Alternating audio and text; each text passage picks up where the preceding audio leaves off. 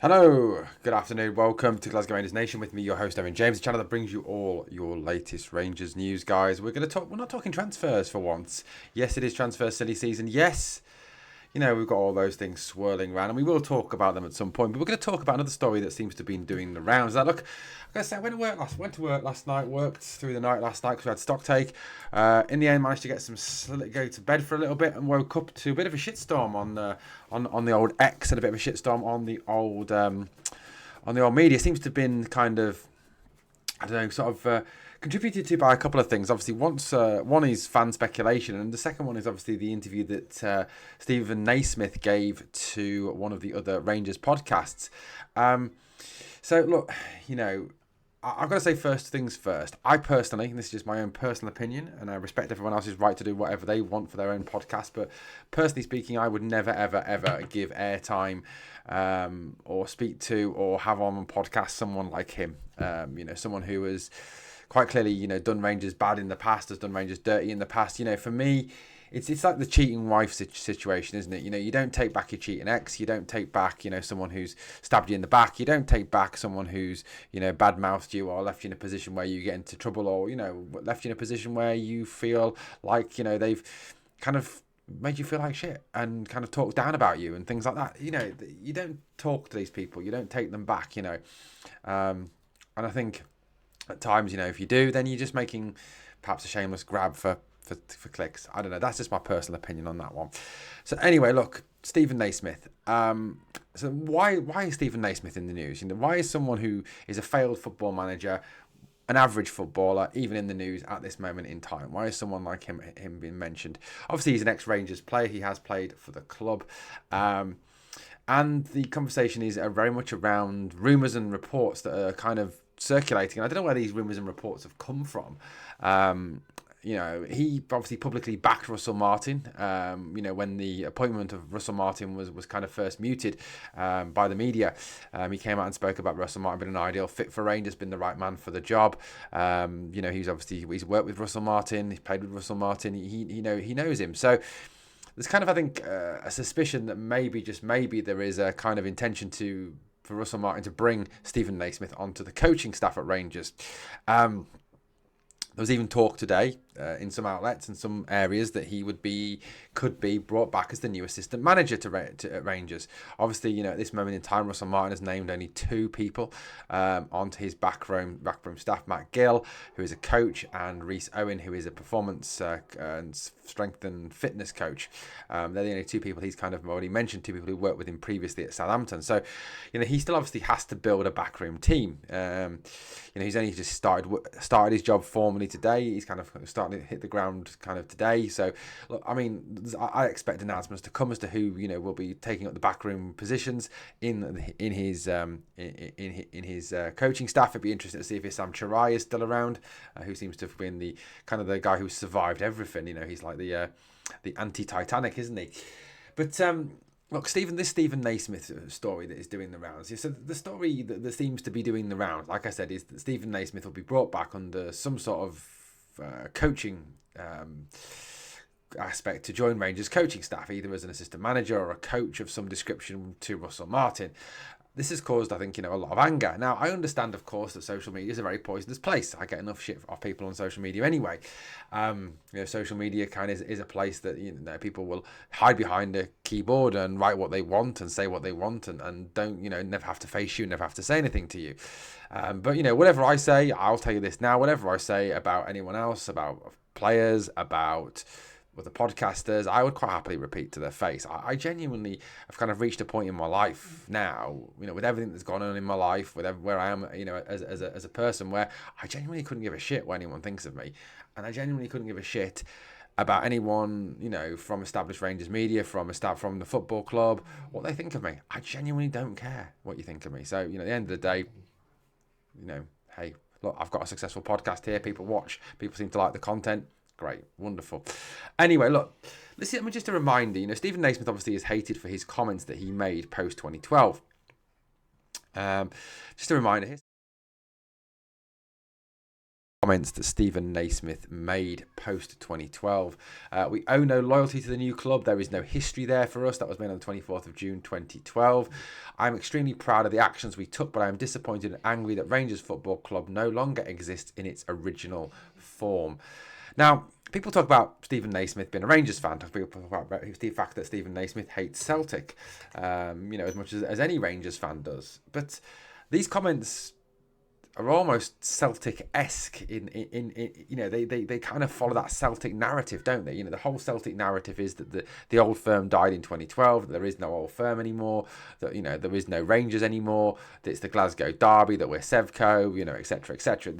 These comments from someone who allegedly was a Rangers man and then allegedly was a Rangers fan and played for the club, the way he kind of stabbed Ali in the back. And look, yeah, fair enough. He did take a three-quarter pay cut to obviously help the club out, and fair enough. Look, we all do some things that are positive, even in the most negative moments of our lives, and we all make mistakes, and we all say stupid things. But I think in the Glasgow Goldfish Bowl of the old firm, to come out with these comments, even 12, 13 years ago, as Naismith did, you kind of condemn yourself out of your own mouth, to kind of, never ever go back and apologise for that. And, I think if you go back and you watch the interview that he gives to Full Ads, I think there was opportunities there for him to apologise for these comments that he made and go back on these comments that he made. But at no point has he ever rode back on these comments. At no point has he ever, apologised and said he was wrong or misguided on these comments. He's kind of stuck by his guns. I mean, obviously, I admire him for sticking by his guns. At the end of the day, it's so easy to be a turncoat and to U-turn. I mean, let's face it, politicians do it all the time. But, to come out with these comments, we owe no loyalty to the new club. The new club is not a new club anyway. There is no history there for us. Again, what a load of shit.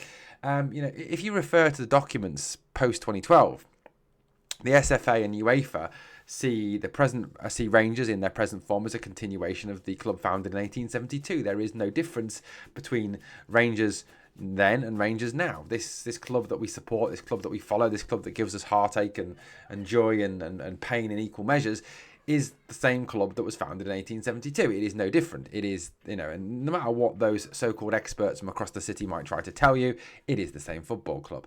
And, to kind of say that he's proud of what he did and he's proud of how he acted, in that ridiculous press conference that he gave with Stephen Whittaker, and he's proud of that. I mean, what a stupid comment. What an absolutely ridiculous comment. Now, you go back to other comments that were made around the time, that before pre-2012, that Steven Naismith saw Rangers as basically a cash cow. At no point did he make the move from Kilmarnock to Rangers because he wanted to be at Rangers, because he loved Rangers. He made the move because of money.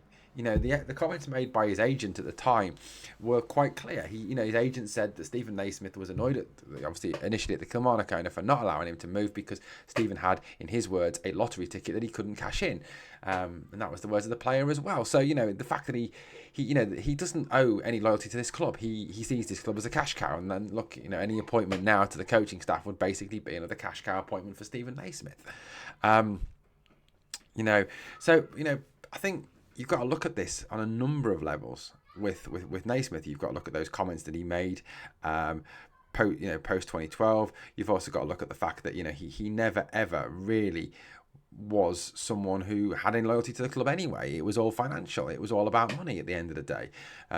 Yes, he made 98 appearances, for us, or just over 100, I think it was actually in the end. But he was straight off, obviously off when he off as soon as he got 140 appearances and 33 goals to be precise to Everton, as soon as he could. There was no loyalty there. There is no loyalty there. People talk about obviously bringing him into the coaching staff. He's only coached to manage one team, Hearts. His win percentage is 43.1%. He managed them for 65 games, 28 wins, 12 draws, 25 losses. So his win percentage isn't great.